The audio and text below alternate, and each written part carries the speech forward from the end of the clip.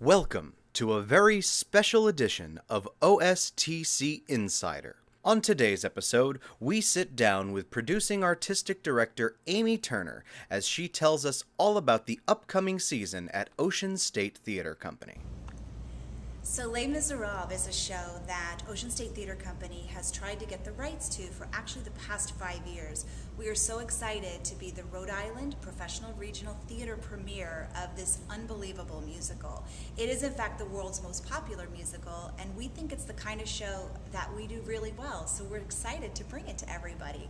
For me personally, I remember so clearly seeing the original Broadway company many years ago when I was working in New York City, and I think like many people, the music, the story, the grand nature of the piece, the sweeping nature of the piece really sticks with people, and we can't wait to do all of that the way that we know how for you.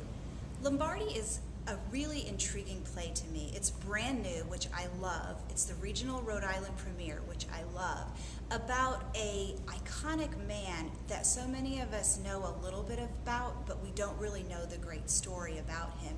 So Lombardi brings a journalist into the home of Mr. Lombardi and his wife, and really gives us that inside look on what it takes to be great at anything that you do. Neil Simon's play, Laughter on the 23rd Floor, is a hysterical look inside the minds of some of the most impressive and funny men in our history, and one lady that happens to be holding her own amongst this writer's room.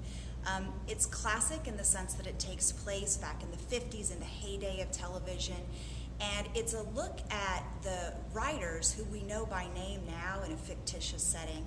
I think it might be Neil Simon's funniest play he's ever written, and perfect to laugh in the middle of January.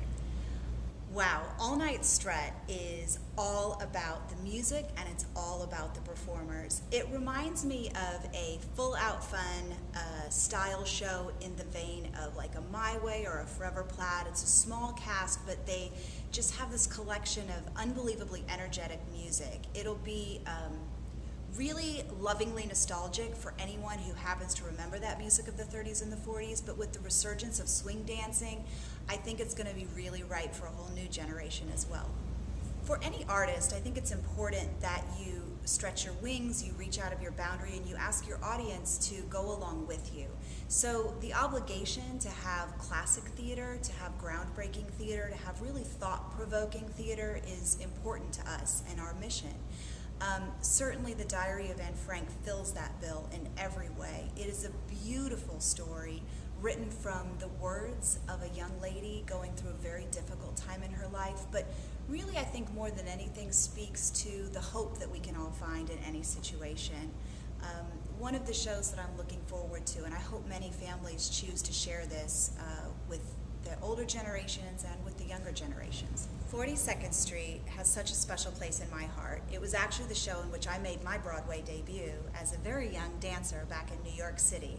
I was lucky enough to be part of the original production in the closing company. I just don't think Broadway musicals get bigger or better than 42nd Street. And for all of our fans that are asking us to do another tap dance musical, this is the one for you. It's exciting, it's thrilling, it's funny, and it certainly fits the bill when it comes to an extravaganza. Thanks for watching OSTC Insider. We hope you'll visit us again for our next episode.